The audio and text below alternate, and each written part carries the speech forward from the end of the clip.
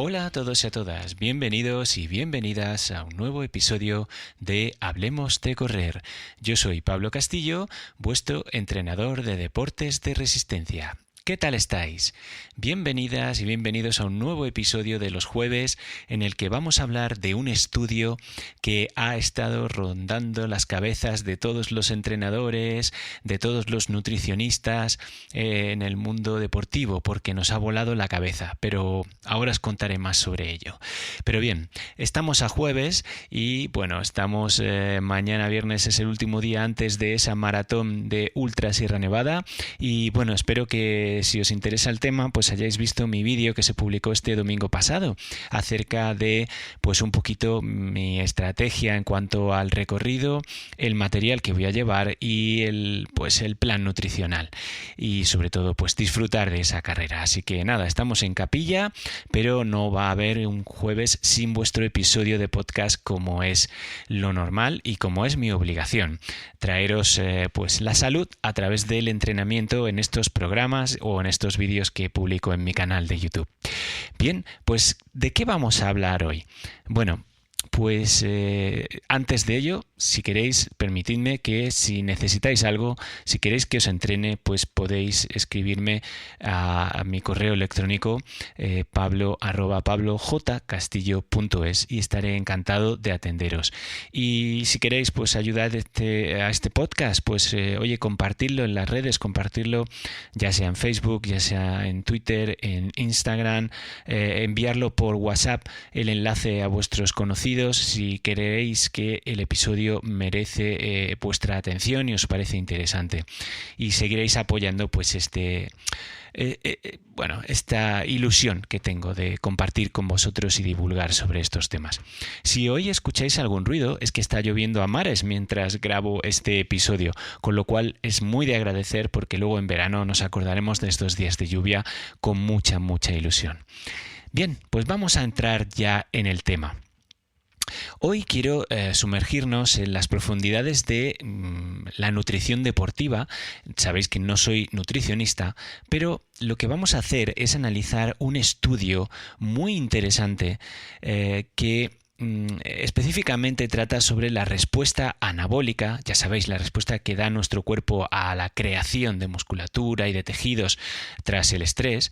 Pues esto, en la respuesta anabólica a la alimentación durante la recuperación post-ejercicio. El estudio, que os digo, rompe con muchísimos de los mitos establecidos en la literatura tradicional respecto a este tema y nos orienta hacia nuevas posibilidades que podrían mejorar significativamente nuestro rendimiento y nuestra recuperación. Así que, bueno, ajustaros los cinturones, nunca mejor dicho, por el tema de la nutrición, porque ya os digo, esto se va a poner interesantísimo. Bien, pero antes sí que voy a daros cierto contexto y antecedentes para que podamos comprender mejor de qué va todo este tema, ¿no? Entonces, hagamos un breve repaso de la biología de lo que es el músculo esquelético. Estos tejidos, como ya os he comentado alguna que otra vez, son tejidos dinámicos que están en un estado constante de degradación y reconstrucción. Y aunque parezca que estamos construidos para durar, en realidad no tenemos un gran depósito de aminoácidos, que son esos pequeños bloques fundamentales de las proteínas que son esenciales para la reparación y el crecimiento muscular. De ahí la importancia de consumir regularmente ¿qué? Pues proteínas, ¿no? Especialmente después de un entrenamiento duro. Pero, ¿cuál es la cantidad óptima de esas proteínas?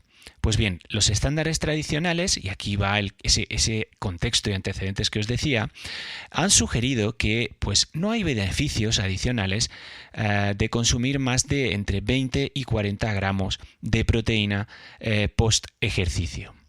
Sin embargo, este estudio que os voy a explorar y a explicar cuestiona esa afirmación y podría llevarnos a repensar las estrategias de nutrición post-ejercicio que tan se habían instaurado, ¿no? Más o menos esos 30 gramos de media, ¿no? Bien, voy a presentaros el estudio. Es una obra, podemos decir, una obra maestra de la ciencia deportiva. Utiliza una metodología innovadora con una especie de trazador cuádruple de isótopos y un enfoque integral de alimentación infusión para los investigadores han proporcionado una nueva comprensión, ya os digo, sobre cómo nuestro cuerpo maneja una gran cantidad de proteínas después de un entrenamiento intenso. ¿Hay realmente un límite en la cantidad de proteínas que nuestros músculos pueden usar para repararse y crecer? Este estudio lo que hace es demostrar que podríamos haber subestimado nuestras capacidades anabólicas. Pero me explico. Cuando os he hablado de ese isótopo y de ese enfoque integral de alimentación-infusión, es un poco acerca de cómo los investigadores analizaron y realizaron el estudio científico a la hora de darle la alimentación a los sujetos de investigación para poder analizar todo, ¿vale? Iba con unos isótopos especiales que iluminaban, podemos decir, las proteínas, etcétera, etcétera. Pero bien, vamos a ver la metodología para que podamos entenderlo mejor. Yo creo, ya os digo, es bastante fascinante y merece nuestra atención. Imaginaros esto. Las proteínas etiquetadas intrínsecamente, o sea, ya venían etiquetadas antes, producidas a través de lo que son proteínas de vaca, pero con un isótopo que ya las marcaba. Entonces era una producción, habían hecho con un acuerdo con una granja y demás, y habían hecho una serie de producción de leche de la cual luego se extrajeron estas proteínas, pero esa leche ya venía marcada con unos isótopos que se habían introducido en las vacas, ¿vale? Bueno, esto parece que suena un poquito a ciencia ficción, pero es real. Los investigadores infundieron trazadores en las vacas mientras producían la leche, recogiendo luego esta leche en diferentes tiempos para obtener concentrados con diferentes niveles de enriquecimiento. Esto permitió a los científicos rastrear con precisión cómo los aminoácidos de la proteína que consumían los sujetos se integraban en los músculos. Seleccionaron a 36 hombres activos para este ensayo controlado y aleatorizado. Después de una sesión de entrenamiento de fuerza, los participantes consumieron distintas cantidades de proteínas y a través de muestras de sangre y biopsias musculares, los investigadores observaron la magia de la síntesis de las proteínas en acción. Bien, espero que se entienda bien, ¿vale? Entonces, ¿qué es lo que podemos decir? ¿Cuáles son los hallazgos tan increíbles de este estudio? Bien, pues vamos a verlo. Los investigadores encontraron que consumir 100 gramos de proteína después del ejercicio no solo aumentaba la disponibilidad de aminoácidos en la sangre, sino que esta disponibilidad se mantenía por un sorprendente periodo de más de 12 horas. Fijaros, 12 horas respondiendo nuestro cuerpo con anabolismo, con construcción muscular. A diferencia de la ingesta de 25 gramos, donde las concentraciones plasmáticas de aminoácidos se volvían a los niveles basales, o sea, al nivel normal, aproximadamente en 6 horas. Como veis, es el doble. Las concentraciones después de 100 gramos se mantuvieron elevadas, facilitando así una síntesis continua de proteína muscular. Y aquí viene el golpe de gracia a los mitos antiguos. La ingesta de una gran cantidad de proteína no solo aumenta el balance neto de proteínas del cuerpo entero, sino que también mejora la síntesis de proteínas en los músculos, incluyendo tanto las miofibrilares como las del tejido conectivo. Todo esto sucediendo sin aumentar la oxidación de aminoácidos, lo que sugiere que el exceso de proteínas no se desperdicia como se creía anteriormente. A ver, intento explicarlo. Anteriormente, la literatura definió ese rango entre 20 y 40 gramos porque se decía que más allá de eso, el cuerpo lo que haría sería oxidar los aminoácidos adicionales, con lo cual eso se desperdiciaría. Pero este estudio ha demostrado, ya os digo, con un buen sistema y con una manera bastante seria de hacer las cosas, con una práctica y una metodología muy buenas, que estas personas que consumían 100 gramos en vez de los 25 más o menos establecidos por norma, pues como os digo, mantenían durante el doble de tiempo lo que es la síntesis proteica muscular. O sea, el doble de tiempo, de 6 a 12 horas. Pero es que además, después de esas 12 horas,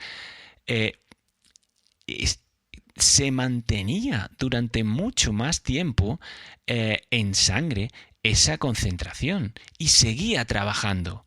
Con lo cual, es que, ya os digo, esto viene a romper todo lo que la ciencia antes nos decía respecto al consumo de proteínas.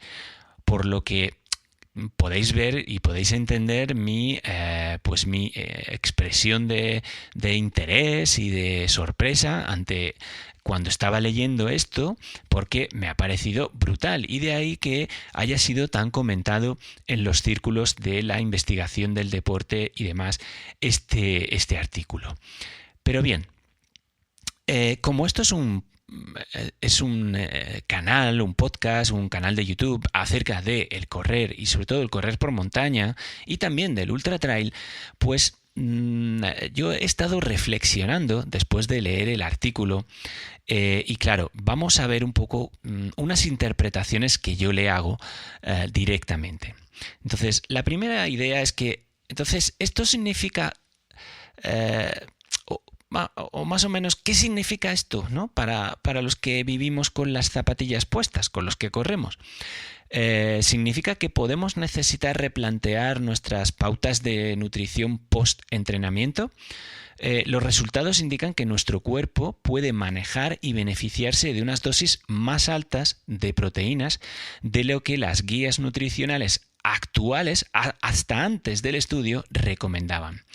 Y es más importante aún entender que esa ventana anabólica, esa ventana que va desde que terminas y más o menos unas 2 horas, ese periodo crítico después del ejercicio para lo que es la síntesis de proteínas musculares, parece ser que es más extensa de lo que pensábamos y nos proporciona una oportunidad más larga para una recuperación y crecimiento muscular óptimos. Pero ahora bien, vayamos a pensar qué son 100 gramos de proteínas, ¿vale? Porque claro, nosotros no comemos números, nosotros comemos comida, ¿no? Entonces, vamos a intentar llevarlo al punto de la persona que corre ultradistancia. Entonces, aunque el estudio se centra, también esto es interesante verlo, ¿no?, en unos sujetos que hacen ejercicio de fuerza. Es razonable pensar que, bueno, los hallazgos se pueden aplicar también a nosotros. En vez de hacer un ejercicio de fuerza, hacer un ejercicio de carrera o unas series en cuesta o un entrenamiento largo, una tirada larga por montaña.